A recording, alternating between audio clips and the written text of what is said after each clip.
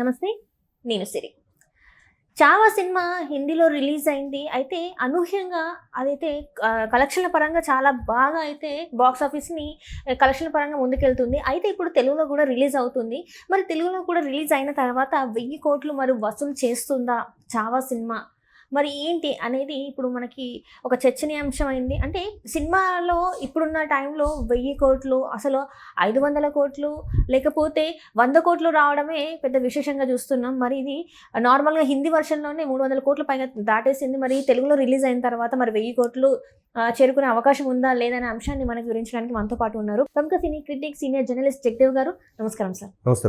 Sir, ఇప్పుడు చూసుకుంటున్నట్టయితే 'చావా' ఒక మరాఠా యోధుడు, వీరుడు అని మనం చెప్పుకోవచ్చు.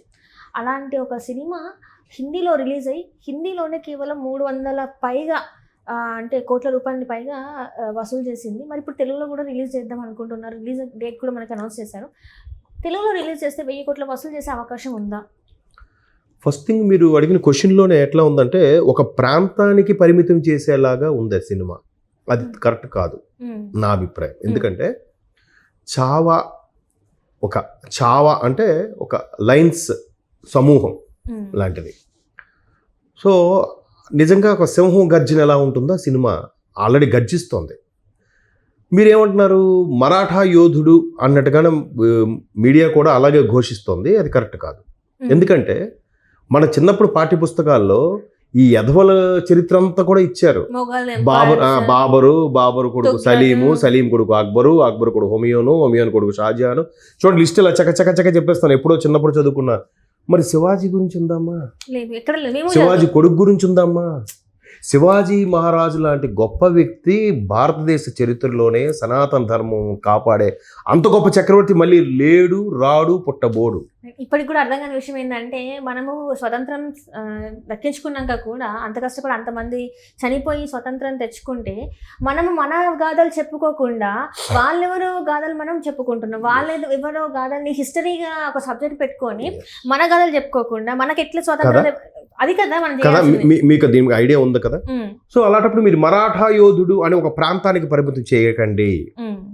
దేశం కోసం, అటువంటి సనాతన ధర్మం కాపాడడం కోసం మీరు ఆ సినిమా చూస్తే లిటరల్లీ నరాలు ఉబ్బుతాయి, వెంట్రుకలు నెక్కబడుచుకుంటాయి.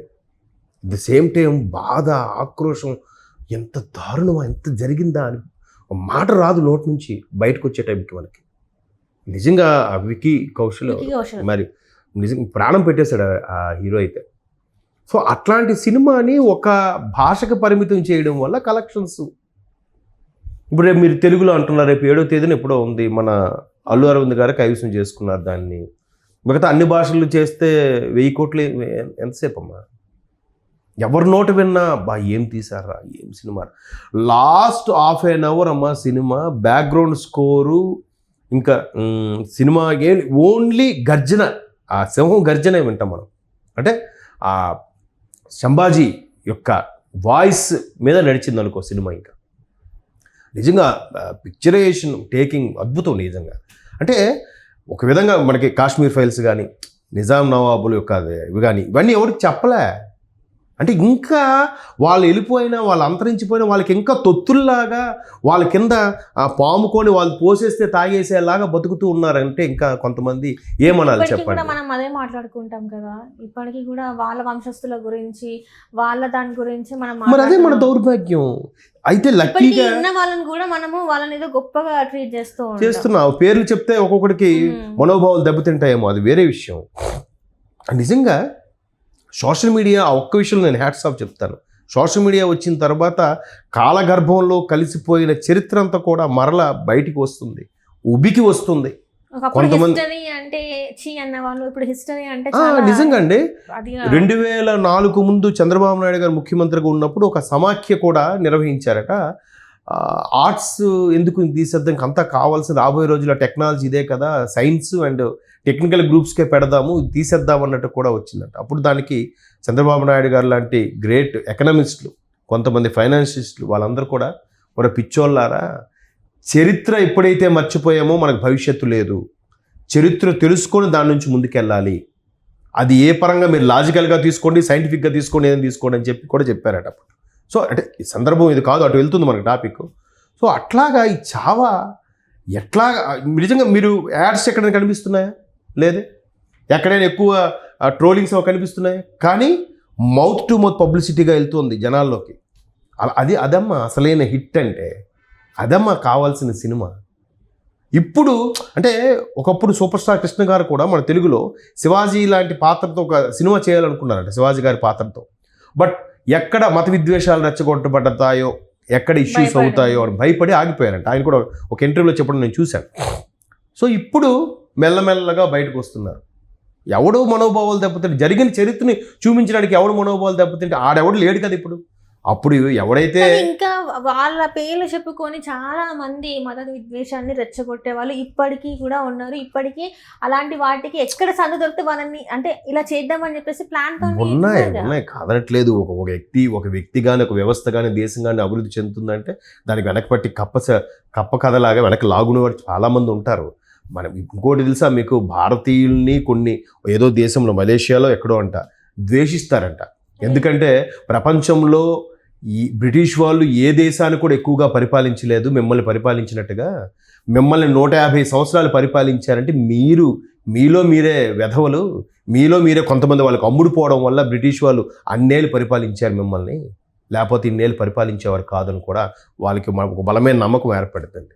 మీరు ఏ వ్యవస్థని తీసుకోండి, మన వాళ్ళు రూపాయికి ఎక్కడైనా బయట పనికి రూపాయి ఇస్తా అని అనుకోండి, నాకు పావలై జాలు చేసేస్తానంటాడు. ఆ రేంజ్ అలా ఉంచనివ్వడం. మరి పొట్ట చించుకుంటూ కాలు మీద పడుతుంది అన్నట్టుగా అది వేరే. సో ఇప్పుడు coming to the point, Chhaava.